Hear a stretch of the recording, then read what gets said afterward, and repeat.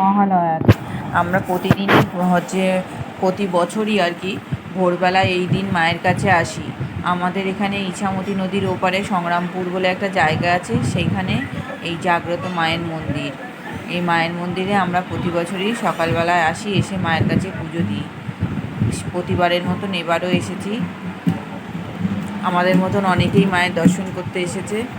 খুব ভালো লাগে, মায়ের কাছে আসলে মনটা ভালো হয়ে যায়, তাই মায়ের কাছে আসি।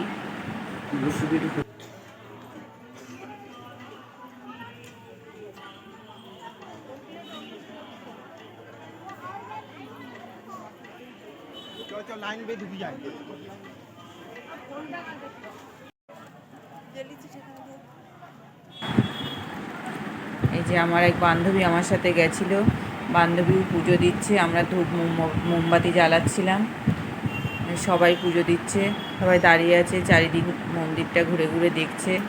আমার ধূপ মোমবাতি দেওয়া হয়ে গেছে, এখন ওই যে আমার বান্ধবী ধূপ মোমবাতি জ্বালাচ্ছে।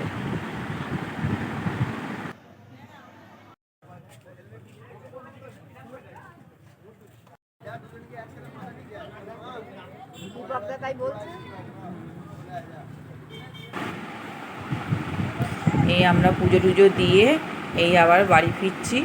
এই যে ব্রিজের উপর, সংগ্রামপুরের ব্রিজ বলে এটাকে, ইছামতি নদীর উপর দিয়ে ব্রিজ। এই যে ইছামতি নদী, দু ধার দিয়ে সব লোকে ভর্তি, সব ওই মায়ের মন্দিরে এসেছিল। ওই আমার ছেলে আর ওর বাবা আগে আগে হেঁটে যাচ্ছে, আমরা পিছনে, আমি আর আমার বান্ধবী পিছনে যাচ্ছি।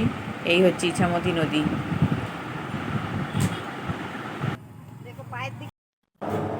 আজকে আমি এই রান্না করেছি ভাত, ফ্যাসা মাছ সর্ষে বাটা দিয়ে ঝাল, আর হচ্ছে ডাল রান্না করেছি, আর হচ্ছে রুটির সাথে আলু কুমড়ো দিয়ে তরকারি, রুটি, আর হচ্ছে পটল ভেজেছি, আর ফ্যাসা মাছ ভেজে নিয়েছি। বেশি কিছু আজকে আর করিনি, এই রান্নাই করেছি।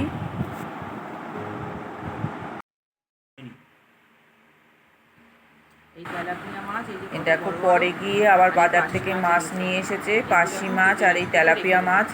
এখন কাটতে হবে, কারণ হচ্ছে মাছওয়ালা কেটে দেয়নি মাছ, সেই জন্য আমি এখন মাছ কেটে নিলাম।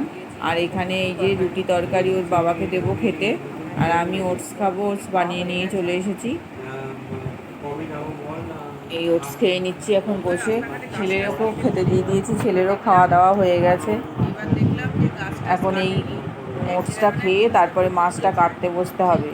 যে মাছওয়ালাকে কাছ থেকে মাছ এনেছে সে মাছ কেটে দেয় না, যে কেটে দেয় সে সেদিনকে আসেনি, সেই জন্য আস্ত মাছ নিয়ে এসে বলছে এবার মাছ কাটতে হবে। আর মাছ কাটতে বসে আমার হাতটা সব কেটে গেছে।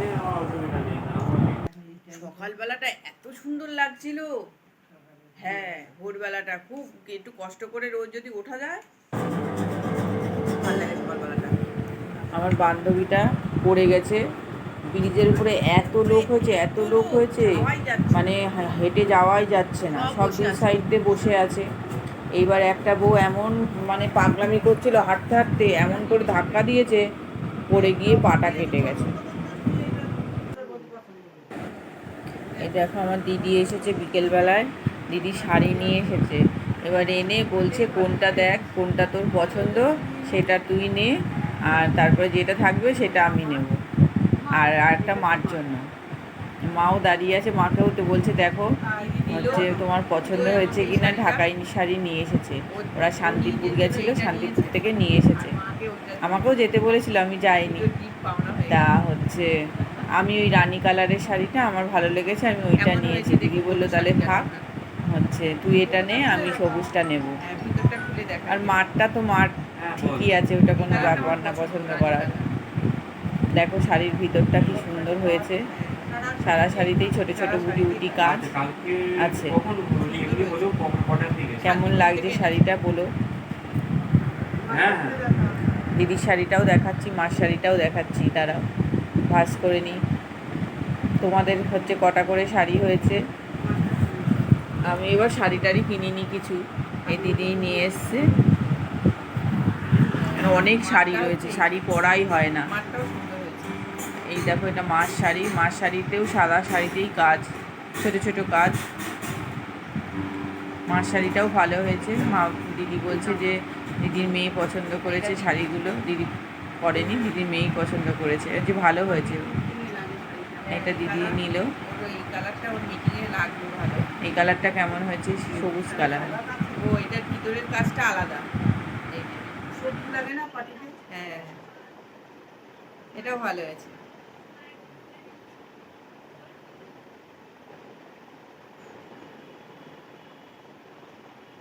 সুন্দর হয়েছে।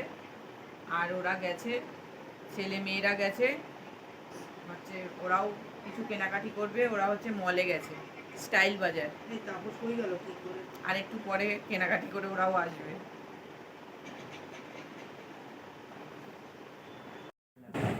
আজকে দিদির বার্থডে ছিল, সেই জন্য এখানে একটুখানি কেক কাটা হলো আমাদের বাড়িতে। আর দিদি বাড়ির থেকে মিক্স ফ্রাইড রাইস আর চিলি চিকেন করে নিয়ে এসেছিলো, সেটাই আমরা রাত্রে আসে খেয়ে নিলাম। আর ওরা খেয়ে দিয়ে চলে গেছে বাড়ি, ওদের বাড়ি। আর আমরা এই খেয়ে দিয়ে শুয়ে পড়লাম হচ্ছে। আজকের মতন এখানেই ব্লগটা শেষ করলাম। Good night. আবার কালকে তোমাদের সাথে আবার কালকে গল্প করবো।